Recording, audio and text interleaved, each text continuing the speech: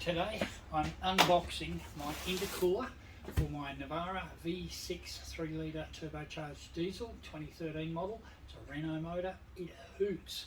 Out of the box the specs are 170 kilowatts with at 3750 RPM and 550 Newton meters at 1750 RPM. This thing here out of the box will produce another 11 kilowatts of power, which is quite unusual. They'll give an increase but not virtually a guaranteed increase, and that's without a remap. So I'm actually really excited, so let's get straight into it.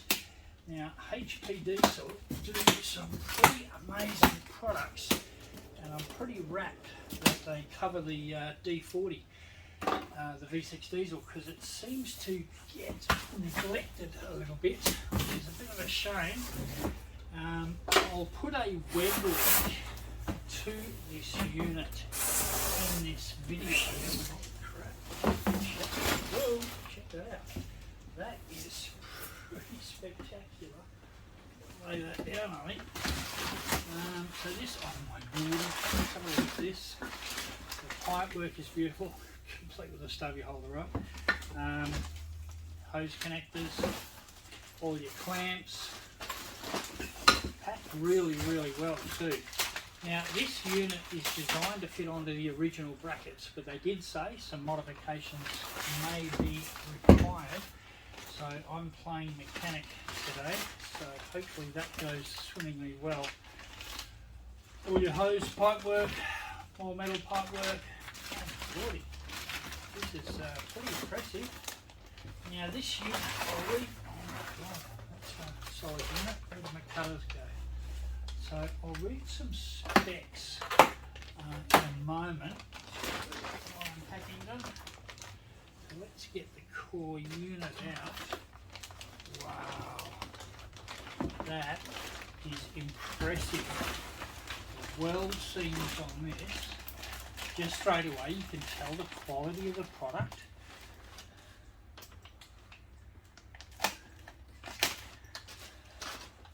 The V6 diesel, the Navara, is a really good vehicle to tow with. It's got some limitations, only rated to tow 3 ton. We've got a fairly lightweight van, so we're fine. But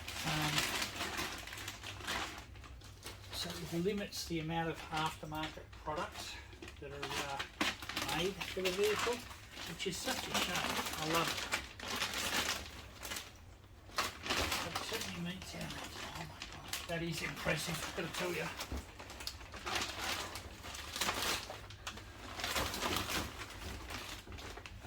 The workmanship is pretty impressive. Okay, so I'm going to keep this video. Wow, that is, and the original intercooler are renowned for where the tanks go on.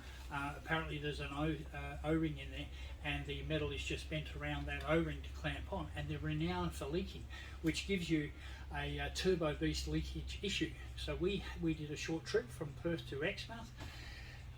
On the way up we had 10 limp mode episodes. Obviously the motor, the ECU detected there was an issue, puts in limp mode to protect the motor, pull over, drive off again, because we know what the issue is. We knew it wasn't going to endanger the motor. But it certainly affected performance. When we were in Exmouth, the error code messages weren't cleared by the mobile mechanic we called out, frown on them, and on the way back we had 28 limp out episode issues, which was very frustrating. So I'm really looking forward to getting this in and to see the performance difference, and I'll do another review on the EVC throttle controller we fitted. That is pretty impressive in itself, so I'll do a review on that later.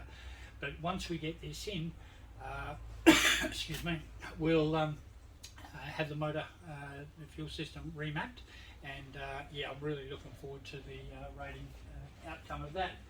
So I've got the specs.